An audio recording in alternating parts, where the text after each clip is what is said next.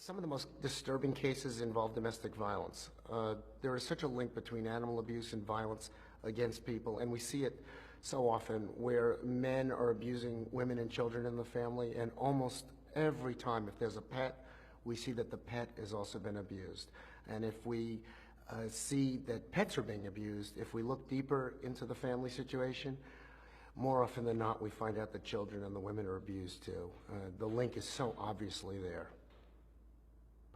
When I first started doing the job, I was very excited and very passionate and emotional. I found that the emotion was getting in the way of being a good lawyer. I've had to really develop a professional approach towards these cases and distance myself in some ways from the emotionalism.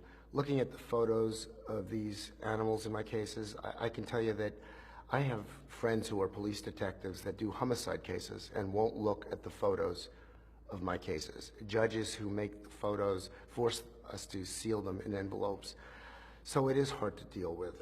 I think the way I handle it is knowing that these animals don't die in vain. In fact, the few times that I've actually cried in the car on the way home is not because of what happened to an animal, but because the court system didn't do what it should have done. There was no justice. And I think also rescuing animals at home, the ones that need help, that helps me balance some of the tragedy that I see every day at work.